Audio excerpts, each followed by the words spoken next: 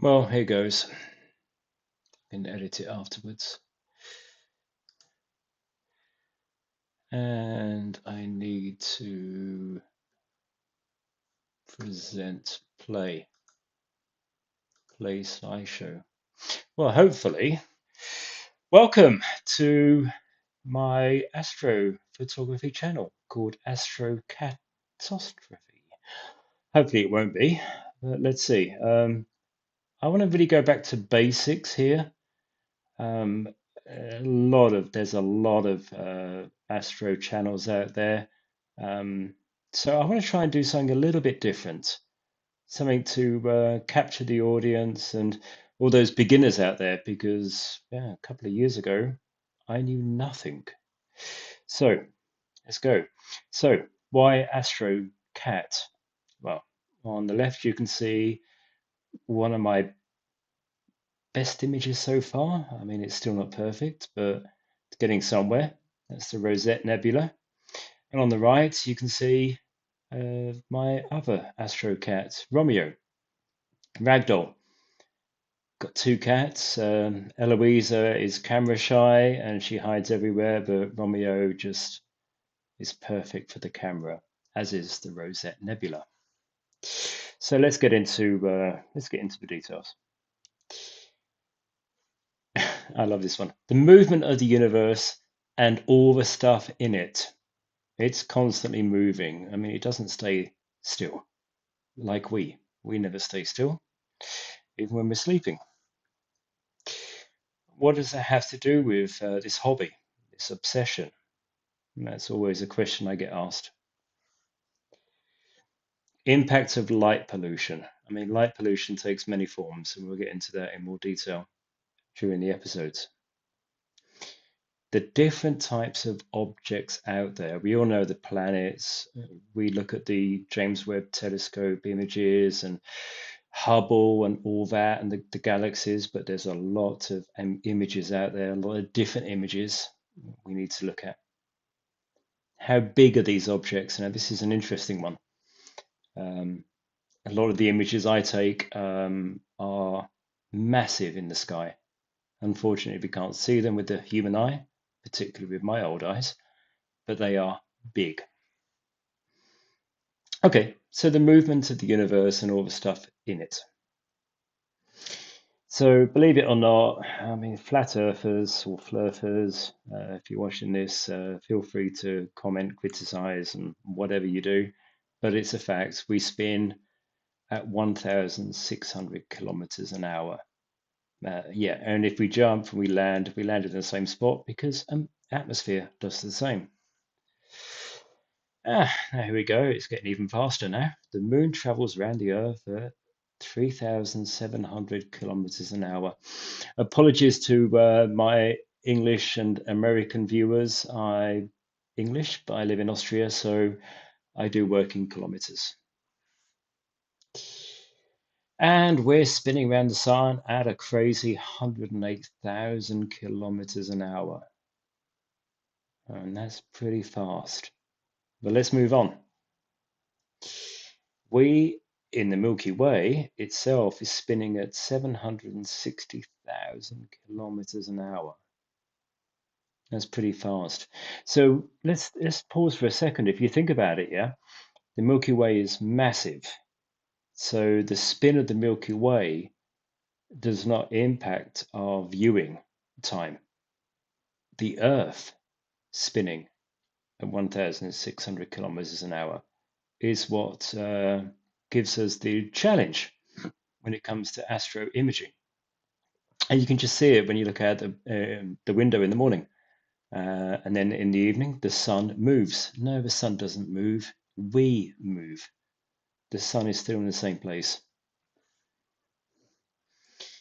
And finally, the Milky Way galaxy itself is traveling through space at just under 2.2 million kilometers an hour. That's pretty fast. That's pretty fast, but during a night's imaging, it's not going to make that much difference. So what does this have to do with astrophotography? I think I've covered these points, but let's go it. we're effectively imaging a moving target where we're moving, not the target. And that's always something to be crystal clear on. So the Earth is spinning, as I said, at 1600 kilometers an hour. This has the most impact on our image. Of course it does. Have you ever tried photographing a bird or a car or somebody running or anything like that? I mean, it's a moving target. So yeah, we need to consider this, and we'll talk about this in later videos. It's all about the guiding um, and how we guide and how we target and how we focus. Ways to eliminate the impact. Yes, there are many ways to do that, and we'll talk about those in later videos. For example, the Alt-As mount or the go-to mount, and then we'll talk about the guiding scope and how we can really minimize the impact of the fact that we are imaging a moving target. Short exposures. Yes, we can do that. And again, I'll talk more about that in later videos, but short exposures will eliminate the impact of the fact we are moving. But it has its drawbacks when it comes to exposure time and capturing those photons. And that's something we need to consider. All we're doing here is capturing photons. Tracking mounts, do a whole episode on that, and tracking mount with guide camera. So here we go. The very basic. For deep space objects, we are capturing photons. That's light. So when you go into a dark room, you turn the light on. Basically, the room is full with photons. What we're capturing is photons that have been traveling for thousands, if not millions of years.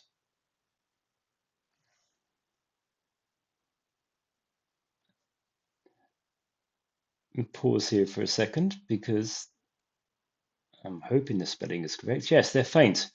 They need time. So when we look at objects that have a distance of thousands of years, light years, they are faint. Again, one of the many questions I get from friends and colleagues when I show them an image I've taken, it's like, how can you see that? And it's like, I'm exposing my camera for, I don't know, 180 seconds, and there's the image in real time. They need time. If we can keep our eyes open for 180 seconds on focus on one object, you can see it. My daughter, much younger, she can see Andromeda. I can't, I'm old. So here we go. This is a single image of the Pinwheel Galaxy 25 million light years from Earth. It doesn't look anything, but I think you can all agree that you can actually see the faint haze of a galaxy 25 million light years away. Oh, just by the way, my furthest target is 1.2 billion light years. We'll do another episode on that. This was shot, and here's an interesting one. Again, I will do a full video on this. 180-second exposure, or 3 minutes in old money, at 250 millimeter focal length. This is not a big telescope. This is my favorite telescope out of all of them. It's my Red Cat 51. I love cats. I love the Red Cat. So most, if not all, of my images and tutorials that I'll be sharing with you will be focused on the Red Cat. 250 millimeters, although if you look at PixInsight, she comes in at 249 millimeters, but I'm not going to question over 1 millimeter. So short exposures, how long the camera is capturing an image for. Focal length is the optical distance from the point where the light meets the lens of the camera sensor. You can Google this, it's all very technical, but it's basically how long is the eye open for. And it will determine the length of exposure that you can achieve before the Earth's rotation causes star trails. So the shorter the focal length, the longer the exposure. Um, Going back a few slides, Earth moves. The Earth is rotating. And because the Earth is rotating, when you take a long exposure image, the stars will move, clearly. I mean, it's obvious. If you look at a headlight of a car when it's driving along, you can actually see the headlight streaming. And we've all seen these images. You can do some really cool images with star trails, but that's not what we're here for today. And there's a rule of thumb. There's a rule of thumb, and we'll talk about this in more detail. So the rule of thumb is 500 divided by the focal length for full frame camera sensors. These are the expensive ones, not the one I have. But so if you got, I don't know, 10 millimeter focal length, then it's 50 seconds before star trailing. Then you get into some more difficult maths for me, at least on a Sunday afternoon. 500 divided by 1.5 times focal length for cropped sensor cameras, the cheaper cameras, the ones I have. But this is without guiding. Always remember, this is without guiding. Once you're guiding, once you're tracking, these rules do not apply. So just an example, which is one of the lenses I've got with my old DSLR, which is 13 years old. 14 millimeter focal length would either get you 35 seconds or 24 seconds. But again, never push it to the max. Never push your lens to the max. You're going to get some weird images and weird stars. So I would always recommend reduce by 30% to be on the safe side. And I've done that to good effect. And here we go. This is the extreme. So I go back to my Redcat 51, unguided, 250 millimeter focal length gives me either 1.4 seconds with a full frame camera sensor or 0.9 seconds. It's not good. This is why guiding is critical.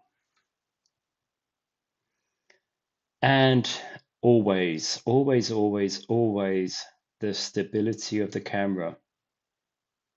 When it's windy, it's not going to happen. When the ground's soft and it starts sinking, it's not going to happen. And I will do some very detailed tutorials on my favorite part of this hobby, the weather.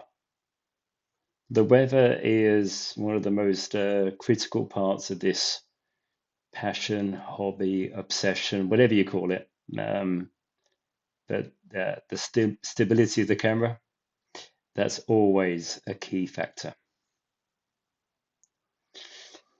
Anyway, I'm going to pause there. This is my first video of AstroCat.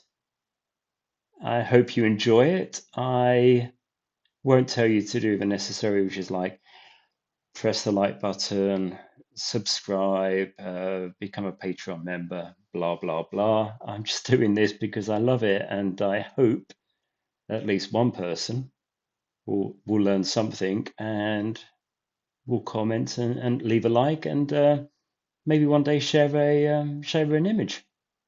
That's what I'm looking forward to. In the meantime, I need to go and feed my cats.